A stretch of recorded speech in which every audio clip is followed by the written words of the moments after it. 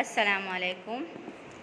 जनाब Babubhai Sopariwala girls primary school home learning कक्षा 7 विषय हिंदी इकाई 4 कथनी और करनी। बच्चों, हमने कथनी और करनी पाठ की समझूती ले ली है। मनुष्य अपने आप को क्या समझता है? गुणों की खान। लेकिन वो मनुष्य है, भूल उससे भी होती है और वो भूल भी करता है। किस तरह से? अपनी कथनी और करनी में असमानता रख के। हमने यहाँ पर कई उदाहरण द्वारा कथनी और करनी में मनुष्य की असमानता देखी है। जैसे कि स्कूटर वाला व्यक्ति पहले ग्राहक को ना बोलता है, लेकिन जब अपना बेटा आता है तब उसे स्कूटर हटाने के लिए नहीं कहता। तो यह उसकी कथनी और करनी में अंतर है। और यहाँ पर ये दादाजी जब अपने पोते को सिखाते हैं तो हमेशा बताते हैं कि हमें अपना काम सही ढंग से करना चाहिए, लेकिन जब इनकी बारी आती है तब ये क्या करते हैं? अपना काम करने में उतावल करते हैं। मतलब अपना कार्य किसी और को सौंप देते हैं, अपना कार्य खुद नहीं करते सही ढंग से। तब इनके पोते द्वारा जो वाक्य कहा जाता है उस पर से इनकी कथनी और करनी में असमानता मालूम पड़ती है। बच्चों, तो हमें अपनी कथनी करनी में समानता रखनी चाहिए, जिससे हमें जग में मिलेगा सम्मान। हो कथनी करनी एक समान, जग में मिलता तब सम्मान। चलिए हम आज देखेंगे स्वाध्याय पोथी कार्य। इसमें विकल्प, रिक्त स्थानों की पूर्ति, अधूरे वाक्यांश पूर्ण कीजिए और प्रश्न के उत्तर लिखिए। चलिए, हमारा पहला प्रश्न है कि निम्नलिखित प्रत्येक प्रश्न के उत्तर के लिए दिए गए विकल्पों में से सही विकल्प चुनकर उसका क्रम अक्षर प्रश्न के सामने दिए गए चौरस में लिखिए। पहला, मनुष्य स्वयं को क्या समझता है?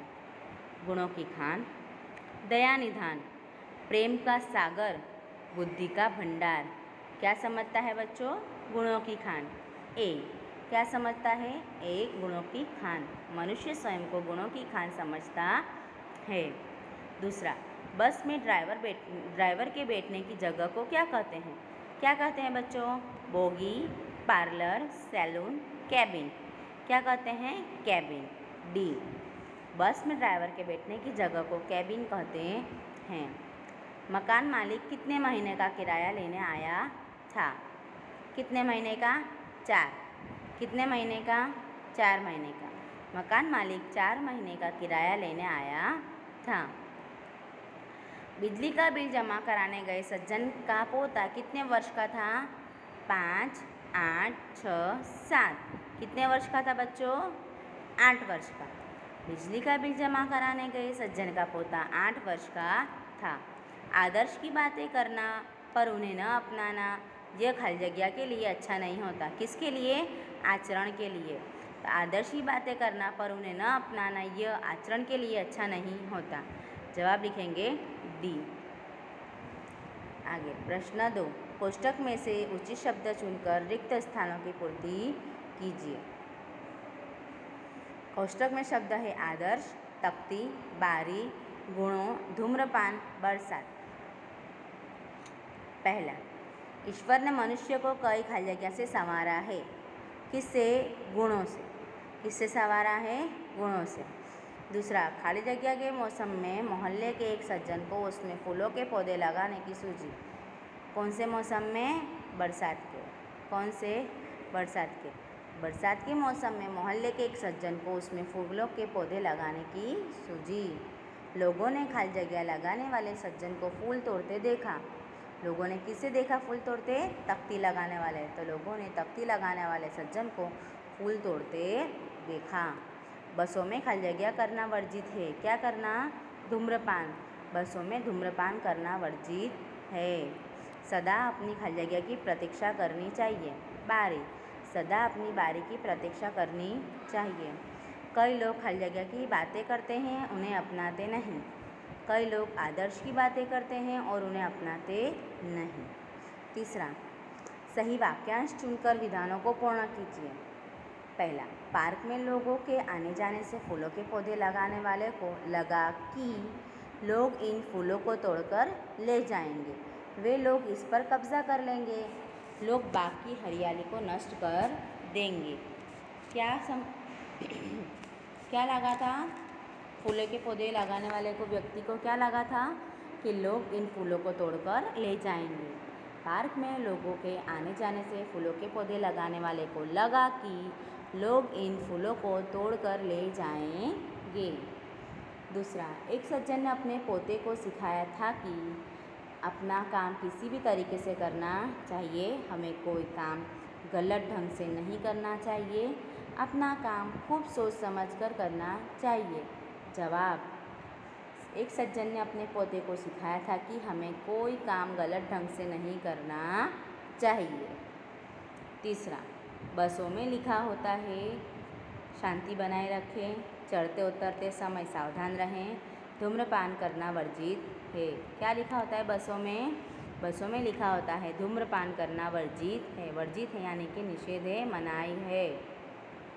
हमारा अगला प्रश्न है बच्चों, प्रश्न के उत्तर लिखिए एक एक वाक्य में। पहला, मनुष्य स्वयं को क्या समझता है? मनुष्य स्वयं को गुणों की खान समझता है। क्या समझता है? गुणों की खान।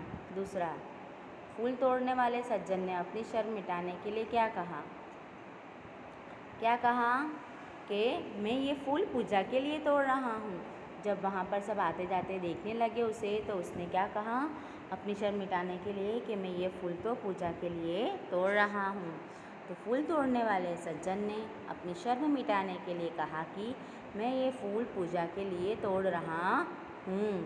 तीसरा, बस कंडक्टर ने यात्री को क्या करने से मना किया? बस कंडक्टर ने यात्री को धूम्रपान करने से मना किया। क्या करने से? धूम्रपान करने से मना किया। चौथा, कंडक्टर के अनुसार बस में धूम्रपान का निषेध किसके लिए है, किसके लिए नहीं? पता है बच्चों, कंडक्टर के अनुसार हमने पाठ में देखा कि धूम्रपान का निषेध वो बस ड्राइवर और कंडक्टर कर सकते हैं, उनके लिए है। और किसके लिए नहीं? यात्रियों के लिए, किसके लिए निषेध है? यात्रियों के लिए निषेध है। और किसके लिए नहीं है? ड्राइवर और कंडक्टर के लिए नहीं। जवाब लिखेंगे कि कंडक्टर के अनुसार बस में धूम्रपान का निषेध यात्रियों के लिए है, ड्राइवर और कंडक्टर के लिए नहीं। पाँचवा, दुकानदार ने अपने बेटे के प्रति क्या पक्षपात किया? दुकानदार ने अपने बेटे के प्रति क्या पक्षपात किया कि जब वहाँ पर कोई ग्राहक आया था तो उसने ग्राहक को दुकान के सामने स्कूटर खड़ा करने से क्या कर दिया? रोका। लेकिन जब उसका बेटा आया तो उसके बेटे को, मतलब अपने बेटे को नहीं रोका। बराबर। मकान मालिक जवाब लिखेंगे कि दुकानदार ने ग्राहक को दुकान के सामने स्कूटर खड़ा करने से रोका, पर अपने बेटे को नहीं। छठा, मकान मालिक क्यों हंसने लगा? क्यों हंसने लगा मकान मालिक? क्योंकि जब अंदर से जो किराएदार का बेटा था वो बोला उसने कि पिताजी कहते हैं कि वे घर पर नहीं हैं। यह बात सुनकर मकान मालिक हंसने लगा।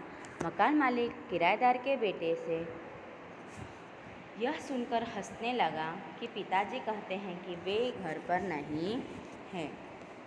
सातवां, बिल भरने के लिए कतार में न खड़े होने वाले सज्जन ने अपने पोते को क्या सिखाया था? क्या सिखाया था? कि हमें कोई भी काम कभी गलत ढंग से नहीं करना चाहिए। तो बिल भरने के लिए कतार में खड़े न होने वाले सज्जन ने अपने पोते को सिखाया था कि कोई भी काम कभी गलत ढंग से नहीं करना चाहिए। प्रश्न 8, जग में सम्मान प्राप्त करने के लिए हमें क्या करना चाहिए? क्या करना चाहिए बच्चों? हमें अपनी कथनी और करनी, मतलब कि हम जो कहते हैं और जो करते हैं उन दोनों चीज़ों में समानता रखनी चाहिए। ऐसा ना हो कि हम बोले कुछ और करें कुछ, यानी कि हम लोगों को अच्छी अच्छी बातें बताएं लेकिन उन बातों का आचरण हम खुद ही ना करें, तो ये हमारी कथनी और करनी में असमानता होगी।